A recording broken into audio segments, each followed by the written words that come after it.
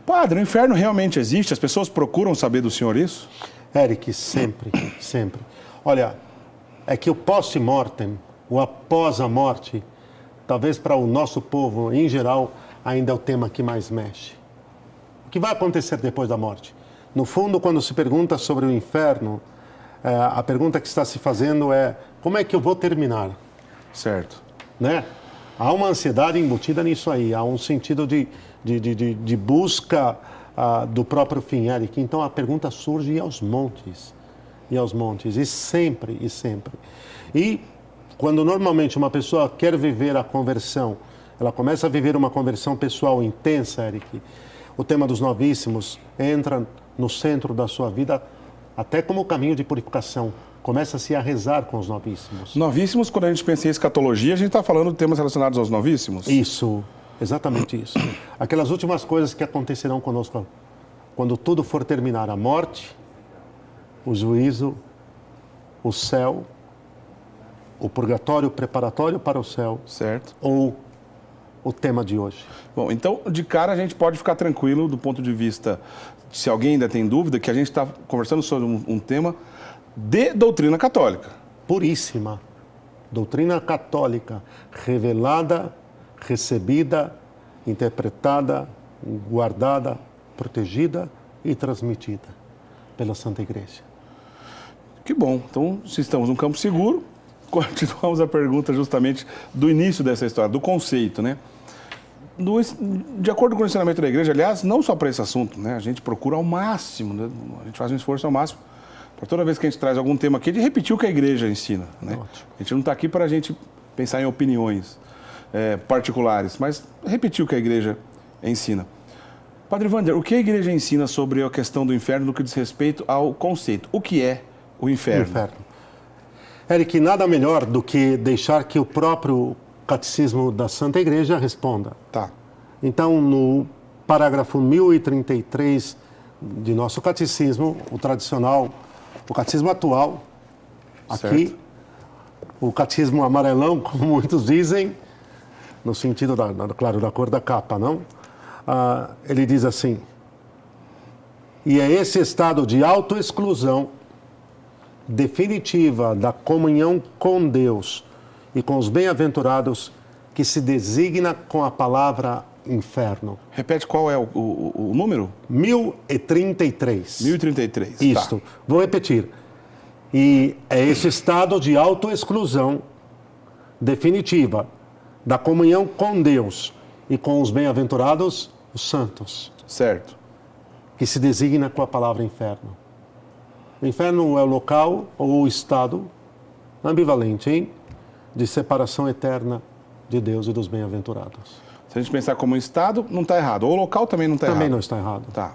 As duas formas sempre analogamente caminharam com tranquilidade. O que é claro que... Bom, pois não? É que quando se pensa em local, Eric, se pensa em espaço físico, e é claro que na ordem eterna não existe o material físico como nós pensamos. Certo. Mas local entendido como realidade. Ok. Realidade de separação perpétua e definitiva de Deus e dos bem-aventurados e da bem-aventurança. Bom, já no início aqui da história, eu vou entrar numa questão que, durante muito tempo, né, nós recebemos dúvidas aqui dos nossos amigos telespectadores, então percebemos que é uma dúvida recorrente, né? Quando a gente fala sobre mansão dos mortos, né, a gente reza, né, inclusive no credo, em relação à mansão dos mortos, pois Jesus lá esteve. O que é mansão dos mortos? E ele é a mesma coisa que inferno? Aí eu aproveito, para o senhor completar nessa pergunta, o senhor explicar para a gente se há diferença entre mansão dos mortos e inferno.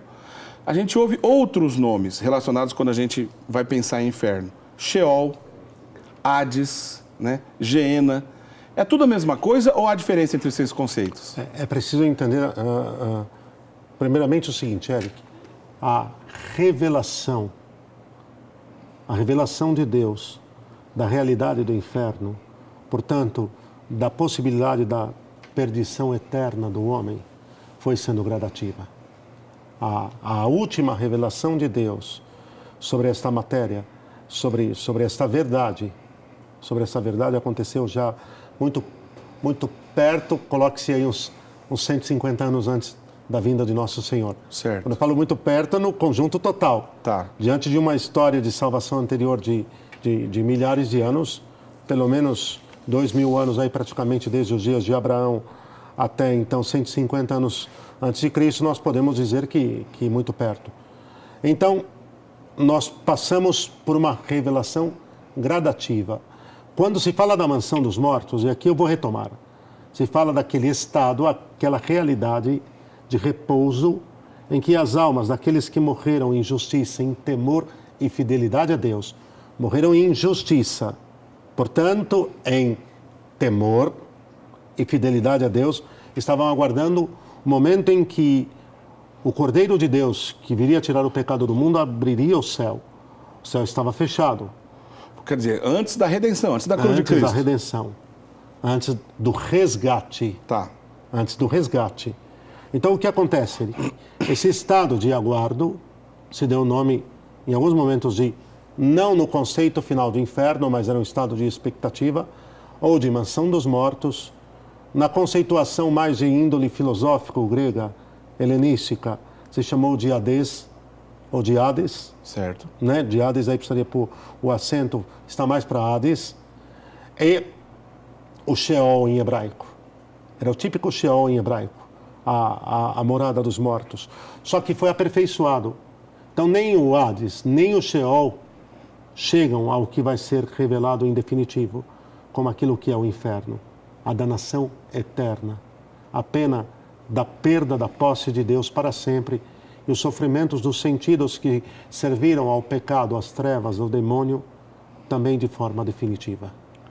Então, quando a gente pensa, né, quando a igreja está ensinando isso de uma maneira oficial, o senhor citou o catecismo, se a gente pensar ali no catecismo no número 632 e nos parágrafos seguintes, 632 e seguintes, naquela ocasião, né, no catecismo, a igreja usa a palavra inferno quando vai fazer referência a essa mesma mansão dos mortos. Mas ela explica, né, que esse inferno e a mansão dos mortos é um conceito, como o senhor estava dizendo, dessa realidade onde os justos do Antigo Testamento aguardavam a entrada definitiva e eterna no céu após a sua consumação da redenção.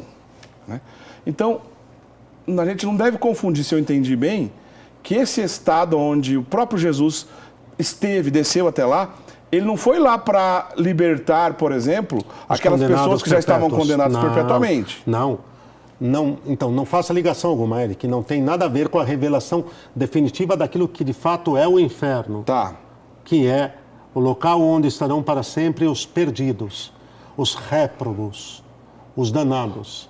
Eu sempre falo para os pais, cuidado quando você... Eu vou fazer aqui agora um saudável trocadilho, Eric. Às vezes os papais olham para a criança e falam, seu danadinho. Essa palavra danado tem um peso muito grande. Primeiro, porque o primeiro danado, o primeiro que foi perdido, que o dano que sofreu é irreparável, foi o demônio, na sua desobediência contumaz e definitiva a Deus, e 1/3 das miríades e miríades que arrastou consigo, e depois todos aqueles que desobedeceram e morreram em estado de desobediência sumária, que é o pecado mortal ao Senhor, de rebeldia, de rebelião contra Deus. O pecado é uma rebelião contra Deus. Separando bem as coisas, até que a revelação definitiva mostre o inferno como aquilo que ele é, e que Nosso Senhor mesmo vai usar imagens contundentes sobre, por exemplo, a questão do... Você usou o nome, o Vale da Ageena. Aqui é muito mais a situação histórica, né? Existia um aterro sanitário em Jerusalém, um vale, o Gebeinon, o Vale de Inom. Isso era uma fazenda que pertenceu a um determinado proprietário que, na verdade, nunca se teve... Só para apontar um pouquinho ali. Tá. Nunca se teve certeza de quem que foi o proprietário desta propriedade, dessa espécie de fazenda, naquela região junto a Jerusalém. Num determinado momento, quando Israel se entregou à idolatria, os reis de Israel começaram a fazer, alguns dos reis, dentre eles, Eric e Manassés, sacrifícios humanos aos falsos deuses pagãos.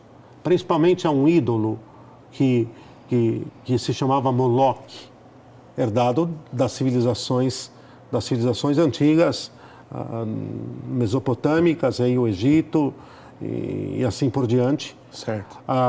Era um ídolo grande, cujo o centro do ídolo era uma fornalha. E lá se ofereciam vítimas humanas, nessa fornalha, dentre elas crianças. Imaginem como ficou amaldiçoado esse local.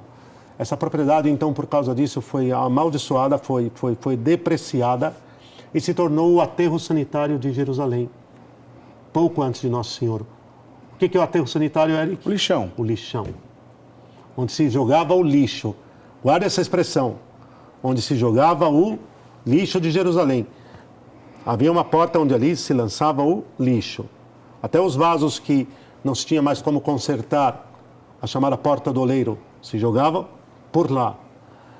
E Jesus faz o comentário, Jesus anuncia, Jesus revela a verdade definitiva, ele como o caminho, a verdade e a vida, revela a verdade definitiva sobre o inferno com a imagem, com a analogia do lixão de Jerusalém.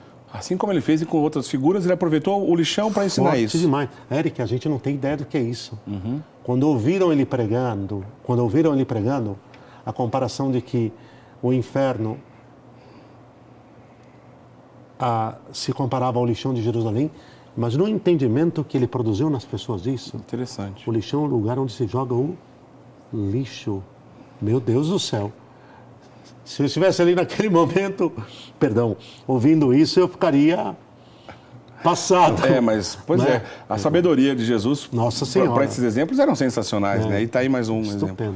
Bom, então para encerrar de uma vez por todas, né? Quando a gente reza, desceu à mansão dos mortos, ressuscitou ao terceiro dia, etc, tudo mais, nós estamos lembrando que Jesus, primeiro que ele morreu, de fato, né? Esteve onde lá os mortos também estavam.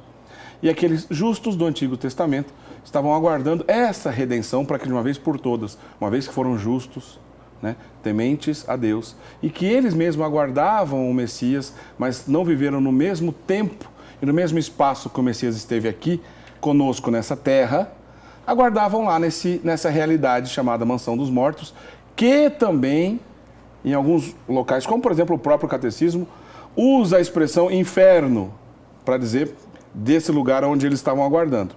Uma vez que Jesus resgata esses justos e abre a porta dos céus, não tem nada a ver com Jesus salvando possíveis condenados no inferno definitivo, na qual a revelação divina deixa claro, como o Padre Wander abriu aqui o nosso programa dizendo, uma realidade onde perpetuamente aqueles condenados não têm mais acesso a Deus. Encerrado assim, Padre Wander, está certíssimo? Certíssimo.